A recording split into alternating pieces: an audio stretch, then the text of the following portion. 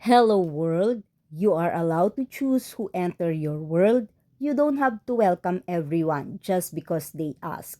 You are allowed to want better than the fox who make you feel like crap and then call it just being honest. Protecting your space is not selfish. You don't need to keep the people who magically disappear every time you are hurting but show up the second they need something. That's not friendship.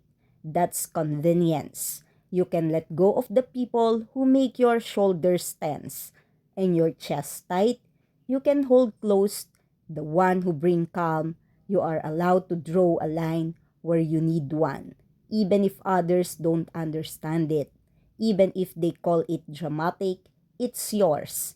Your peace matters, your mind matters, your heart matters. You don't owe access to anyone who treats your feeling like an inconvenience. You don't need to prove you are chill or easygoing by swallowing disrespect. You don't have to dim to make others comfortable. Choose softness where it's safe. Choose distance where it's needed. You are allowed to want relationship that lift you instead of drain you. You are allowed to step back from chaos, step toward people who make you feel like breathing is easier. Listen to your gut's instinct, the heaviness, the relief, the calm. They are all information, trust them. You don't need permission to protect your well-being. You don't need justification to prioritize your mental health.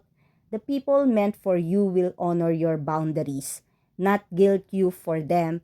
You are not wrong for wanting gentleness. You are not hard to love because you need stability. You are not demanding for wanting reciprocity. Your life is yours. Build a world that feels kinder to your mind. Allowed to choose who gets to stay by J. Wright's Poetry. On this backstage scene, before Michele do an interview, hear what he tell about who he was. What's your name? My name Yeah. is Bruce Wayne. Where are you from? I'm from Atlanta. The husky voice of Brandon Esclenar, and how about the voice of Michele? Michele. Yeah. Hi. Hi. On this interview at ET of the cast of The Housemate, they talk about the obsession of Michele about the Pokemon. Your guitars and your Pokemon obsession. Oh. I'm a Pokemon trainer. You're a You're a Pokemon trainer. Pokemon trainer? Yeah. Pokemon trainer? Yeah. Who do you train? Jigglypuff. What? Jigglypuff. I'm My favorite Pokemon. And you You're- train? You train the character? Or you I'm a Pokemon trainer. Just keep saying it. trainer? Training Meaning- Pokemons. I have a huge obsession with my Pokemon passion. Okay. And I want you guys to respect that. Full 'Cause respect. Can you really train me? Who do you want me to be? There's a Pokemon called Panja, Okay. and I want you to be that Pokemon. Yeah. Okay. Do you have that? Like, what is it called? Pokemon Go? Game Boy Color. Nice. But please, this is important for me. Like, I We need you support to you. No, we're respect we're that. here. We want to take lessons. Yeah. Anytime. All right. How would Michele accept of being weird? The fun part for me was to get in touch with with my weirdest part, because, like, who is he? What does he want? Why is he walking around? Why is he looking at people in that way? So it was like the challenge for me. I didn't have a lot of challenge in this film, but for me, just like, because I'm a very dynamic person, I like to do like a million things to do during the day. So for me, it was challenging to keep it quiet the whole time and stay there and stand and look at people in a weird way. So it was fun to discover this weird part of myself, and I like to keep being weird. So what you're saying is hard to shut up. Is what you're saying. It was really hard to shut up. Absolutely. To whom will you pass the phone? So we're playing Pass the Phone, the housemate style. I'm passing the phone to someone who takes me on an emotional roller coaster. Alright, that felt pointed. I'm passing the phone to someone who trusts a little too easily. Okay, well, I'm passing the phone to someone who just never sees it coming. I'm not gonna pass the phone anymore. Look, I just gotta tell you, Housemaid is available to get tickets, and you should go see it. Otherwise, we're gonna have a big, big problem. This is how the cast trust us. Hey everyone, I'm Amanda Seyfried. It's so nice to meet you. Brian Scanar, and I'm Michele Morronem. We're moving into We're trusting you to keep the plot twist safe. It's between us. If you know, you know. We know you're gonna talk. All we ask is that you don't spoil the Housemaid online. See you on December 19th. Get your tickets now. Let's go, let's join their madness. You need a moment away from the holiday madness. You're welcome to join our madness instead. On the gala interview, it talked about who is the character of Michele. What I like about Anso is that it's such a silent character. He walks around without him noticing him, like mysterious and weird person that you don't really understand if he's a good guy or a bad guy. That's the main point, you know. Who is he? What does he want? This is what I like about him, the mysterious around the character that brings Anso to life, you know. Yeah, he's the keeper of all the secrets, right? Which I like. They are the real twist and turn, I believe. Like, I feel every character of this film has a mysterious point of view, because sometimes when we watch films, like, okay, there's this guy, you expect something from a character. The good part of this film is that you cannot expect something from anyone, because everybody is kind of weird and mysterious, you know what I mean? It's so true. You know, you think you know that. I don't want to use the word weird, but I have to, you know. Weird is good. Weird is good. I have no problem with that.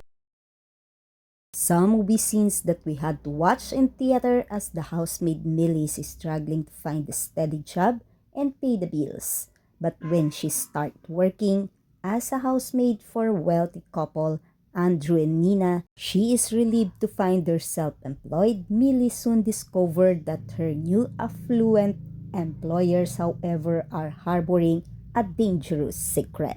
The secret of this house will be revealed. Your time is coming to discover what she's hiding. It's to learn the story of the housemaid. Secrets, lies, and twists awaits you in the theater. Do you know what you will find in the perfect house? Prepare yourself for a mystery that will leave you breathless until the last minute.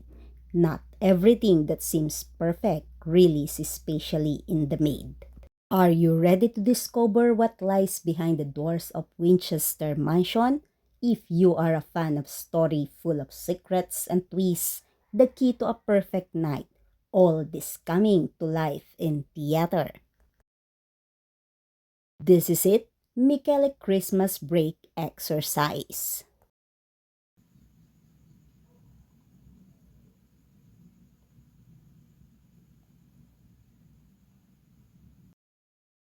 Hey, Daddy Michele. Dad, hear Brando on what he is saying. Dad, why do humans exist?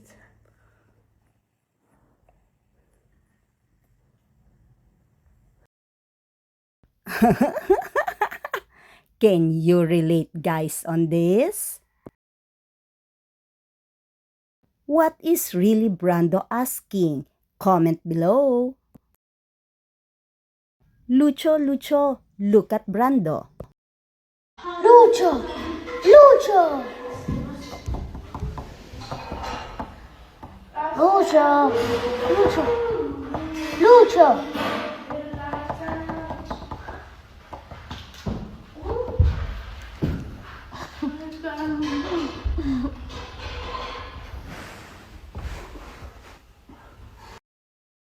Families forever. What a beautiful family bonding on Christmas Eve. Michele with his beautiful family. Family is always there in sadness and in happiness. Thank you for watching my video today. Comment your reaction below. Don't forget to click the like button. Share this video to others and please subscribe on my channel. Day 360 of the 365 days of 2025. A message to all. We are all starving for love and pretending we are not. We keep saying we are fine, that we don't need anyone, but inside, we are begging for someone to look at us like we matter. We tell ourselves we have grown past needing that we are strong now, independent, unbothered, but it's a lie. We tell to survive. Only then maybe you get a little warm, a small smile. A we are proud of you that feels more like relief than love. We grow up learning that affection came with rules and guilt, that comfort could vanish if we step out of line, and that lesson stuck. So now we look for love anywhere it might hide, in friends who only call when they need something, in people who say they care but never show up, in strangers who make us feel alive for a moment and then disappear. We fall for the wrong ones over and over, not because we are naive, but because even a little attention feels like sunlight after years of cold. We call it connection. We call it chemistry, but really it's hunger. We are starving, and sometimes even crabs feel like a meal. It always does, because we just want someone to stay, someone who doesn't make us earn every bit of affection. We want to be chosen even when we are not perfect. And it's sad, maybe, how we keep hoping after all the times it's gone wrong. How we keep rebuilding, keep opening the same wound, keep believing that maybe this time someone will see us and not look away. Because under all the pretending, all the armor, all the I don't care and I'm fine, there's just this truth. We are still waiting for love that doesn't hurt. By J. Wright's Poetry.